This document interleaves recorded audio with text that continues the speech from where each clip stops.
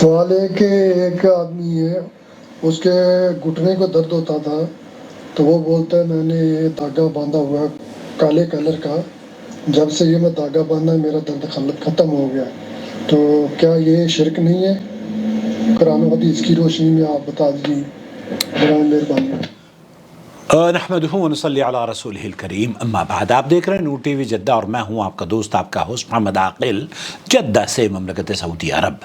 آپ اگر پہلی مرتبہ ہمارے چینل پر تشریف لائے ہیں تو ہم آپ کا خیر مقدم کرتے ہیں۔ براہ کرم چینل کو سبسکرائب کر لیجئے، جڑ جائیے اور آل نوٹیفیکیشن ضرور الاؤ کیجئے۔ آپ بھی اگر ہمیں اپنا سوال بھیجنا چاہتے ہیں تو واٹس ایپ پر ہمیں وائس میسج کر دیجئے، ہم یوٹیوب پر آپ کے سوال کا جواب لے کر حاضر ہو جائیں گے۔ آج کل صرف کالے دھاگے ہی نہیں ہیں، مارکیٹ میں ہرے، لال، پیلے، نہ جانے کن کن دھاگوں کو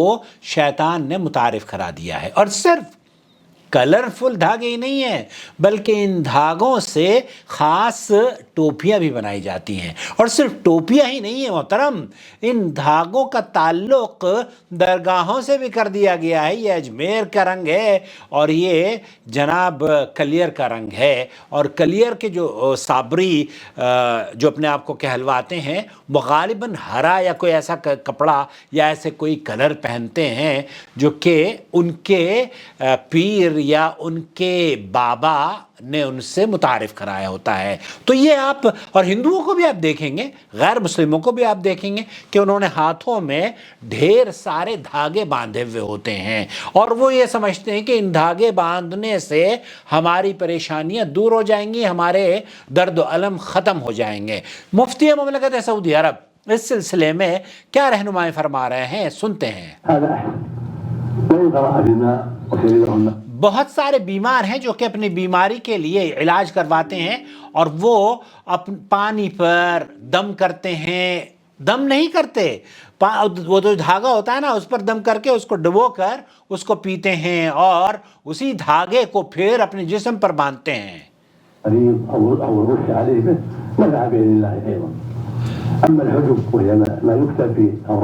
ما یکتب فی الاوراق، بہت ساری چیزیں تو اوراق پر لکھی جاتی ہیں، تعویذ بنائے جاتے ہیں۔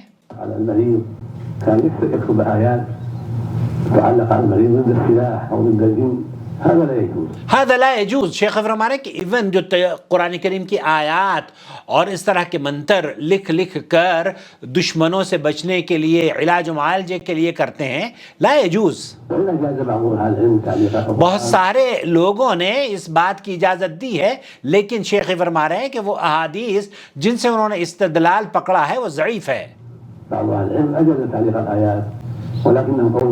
قولهم ضعیف مرجوح۔ اب یہ جو لٹکانے کی چیزیں ہیں، نہ آیات کی اور نہ ہی غیر آیات کی، اس کے لٹکانے سے آپ کو شفا یابی اور آپ کے دکھ کا اس سے کوئی تعلق نہیں ہے۔ یہ جو اصل میں ہمارے یہاں تو صرف آپ دھاگا پوچھ رہے ہیں، وہاں تو لکڑی اور دانت اور ہڈیاں اور نہ جانے کون کون سی چیزیں لٹکاتے ہیں، طلاسم، طرح طرح کی گنتیاں بھی لوگوں نے لکھ کر طلاسم۔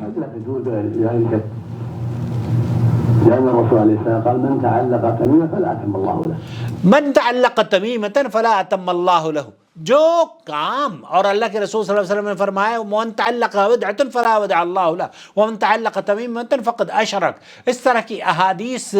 کثرت سے پائی جاتی ہیں جس میں یہ تذکرہ ملتا ہے کہ اللہ کے رسول صلی اللہ علیہ وسلم نے ان دھاگوں کے بارے میں، دھاگے وغیرہ یا پٹے باندھنا یا خاص قسم کے تعویذ لٹکانا شفا یابی کے لیے، اللہ کے رسول صلی اللہ علیہ وسلم کی حدیث آپ نے سنی ہے، جس نے تعویذ لٹکایا اللہ تعالیٰ اس کے کام کو پورا نہ کرے، اور فرمان نبوی ہے جس نے کوئی چیز لٹکائی وہ اس کے سپرد کر دیا گیا، اور جس نے، اللہ کے رسول صلی اللہ علیہ وسلم نے یہ بھی فرمایا جو کہ شیخ ابن باز نے بھی اپنی حدیث میں اپنے اس فتوے میں نقل کیا ہے کہ من تعلق تمیمة فقد اشرک، جس نے تعویذ لٹکایا اس نے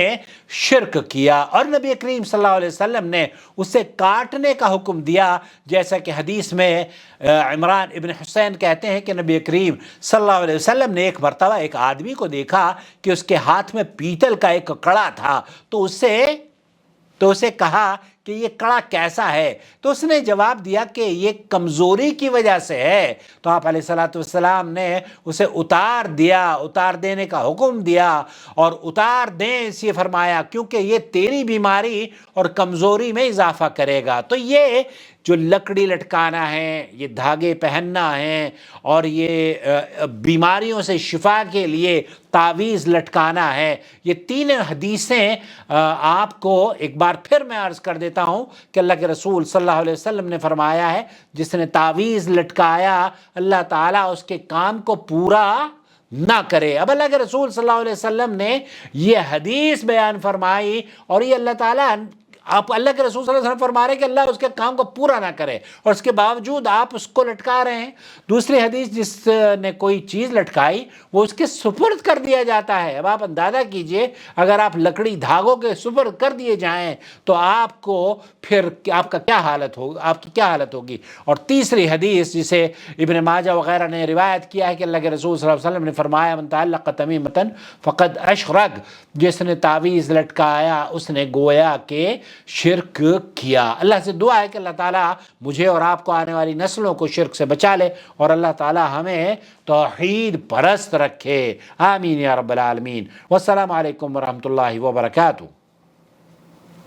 وما أرسلنا من قبلك إلا رجالا نوحي إليهم فاسألوا أهل الذكر إن كنتم لا تعلمون بالبينات والزبر وأنزلنا إليك الذكر لتبين للناس ما نزل إليهم ولعلهم يتفكرون أفأمن الذين مكروا السيئات أن يخسف الله بهم الأرض أو يأتيهم العذاب من حيث لا يشعرون